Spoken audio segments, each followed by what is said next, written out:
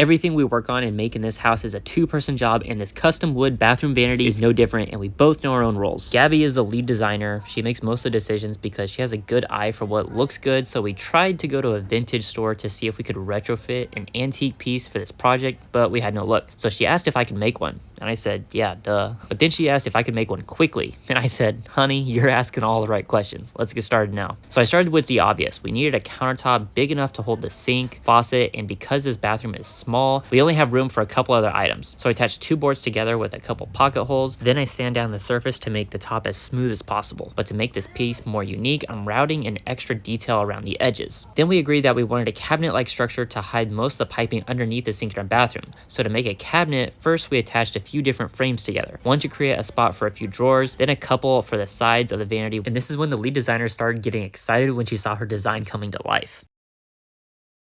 Then once we had all the frames assembled, we attached them all together and created a box-like structure. Then we wanted the underneath area of the vanity easily accessible so we can easily clean the floor. But we didn't want contemporary looking legs, so I went to the store and found some 15-inch long table legs, which is perfect because I don't have any special tools to fabricate these myself. So once we got the legs put together in a way they won't wiggle loose, we had to make sure the tabletop would be centered on its base. So after a few measurements, you have a pretty good idea of what this piece is going to look like. But the next step is turning this cabinet-like piece into something that can house a sink and a faucet. Luckily, we got a template with the sink purchase. Unluckily, the template wasn't very accurate, but I wouldn't realize that until later. So to cut the hole, I drilled out a couple of small holes into the wood top. This allowed me to fit my jigsaw blade in the hole and cut out the exact shape that I wanted to. And once I made a complete revolution around the hole, it was time to test fit the sink, and I may have cut the hole too big. Even though I followed the template exactly, I had to figure out how to fix this problem. The project must go on, so Gabby brushed on a pre-stain conditioner to ensure the stain would go on smooth and consistent, avoiding any blotchiness. And after a few minutes, she applied a dark walnut stain. It's the same stain we use for our other bathroom vanity, but this is a different type of wood, so the color will turn out differently. Next, we put on a clear coat to protect the finish, which is super crucial because this is going to be around a lot of moisture. Want to make it a little more exciting? Here's a pro tip. I love distressing furniture to give it a character, so I grabbed some sandpaper and scuffed up the corners to let the natural wood peek through. Then we added a couple more coats of clear finish after that. Now back to that too big of a hole. Here's how I fixed it. I got a few spacers and tacked them around the rim to keep the sink centered and secure. Then once we figured out what faucet we were getting, I cut a proper size hole for that. Then we had to give the vanity a few days to let the clear coat cure, but once it was ready to go, that meant it was time to quit playing pretend. So Gabby took off the blue tape on the walls, and it was time to watch this design that we worked so hard on together come to life, but more importantly to see if it would actually fit. The goal is to make sure the wood vanity we built is centered underneath the light fixture, which should be perfectly centered in between the toilet and the shower tile. Then it was time to make sure the vanity doesn't topple over, so we made sure to secure it to the wall. Once it fit, it was time to install the sink bowl and faucet. First, I'm going to install the faucet because it's easier to reach for now, so I screwed on the hot and cold water connections to the rest of the assembly, then tightened the faucet to the wood top using a wrench that came with it. Then connected the hot and cold water hoses to the wall. Then it was time to bring in the sink, and hopefully it fits this hole that I accidentally cut too large, so I carefully dropped it into place, but the sink still has to be secured to the wood top. So I had this idea where I could tape around the rim of the wood top, then apply a white silicone caulk to match the sink bowl color, so then I could attach the sink to the wood piece. And the tape would prevent any extra silicone from squeezing out and messing up the woodwork, and it kind of worked. So then it was time to move on to the sink drain assembly. So first I attached the metal pop-up drain that's connected to the sink, which by the way, always figure out whether your sink has an overflow drain or not, because I once learned that the hard way that it makes a huge difference. Then it was time to connect the rest of the pipes together, and the important part of installing a P-trap underneath the sink like this is that it prevents bad smells from traveling up through the pipes. So I measured where the P-trap was going to align with the pipe coming out from the wall, and once I dry fit everything together first, it was time to get out the primer and cement glue to attach all the PVC pipes together. So first I brushed on a little purple primer, then immediately after put on the clear cement glue and twisted everything into place. Then to connect the P-trap, I don't need glue for this part, but all I do is screw all the nuts together tightly to make sure there aren't any leaks. And the moment of truth came when I turned on the faucet to make sure everything was done correctly, and guess what? Now we can flush the toilet and wash our hands in this bathroom. But next, making drawers to fit around the pipes underneath the vanity isn't that easy, but let's do it anyway. So I'm doing the most difficult part first, which is making sure that everything is perfectly level before I attach the vanity to the wall. It was a good time then to attach the drawer slides to the side walls because it would be much easier to reach these now than later. Then I had to create a unique shape for the drawer box boxes to fit around the pipes. Then cut notches into the sides of those drawers so that way the drawer bottoms, which is made out of a thin sheet of plywood, can fit into those notches like a puzzle piece. The goal is to create as much storage space as possible because many times with sink vanities, a lot of space is wasted because of the pipes being in the way. So taking this extra time to create something custom is going to pay off in the long run. And the result is a U-shaped drawer to fit inside the vanity. Then to attach the drawer box to the drawer slides, I'll make sure I placed a small spacer underneath the drawer box so it doesn't rub against the framework when I open and close the drawer. So I finally get some operational drawers, but they look ugly, so I need to make at least the faces of the drawers look pretty and match with the rest of the vanity. So I cut a piece of wood that is roughly a 1/2 inch longer and a 1/2 inch wider than the drawer openings, then router the edge similar to how the vanity top is. Then I stain and distress it in the same exact way, then carefully attach them to the drawer boxes so that way they're evenly spaced. My initial plan was to make 3 drawers, but the sink at the top took up much more space than I intended to, so unfortunately I had to attach a false drawer face, but that happens quite a bit in vanities. And to finish this piece up, Gabby found some antique style drawer pulls to class it up a bit, so it took a few measurements and the use of tiny screws to secure these to the drawer faces, then the placement of many other items in this bathroom to give it that cozy grandma feeling, and I'm really happy with the final product in this small bathroom.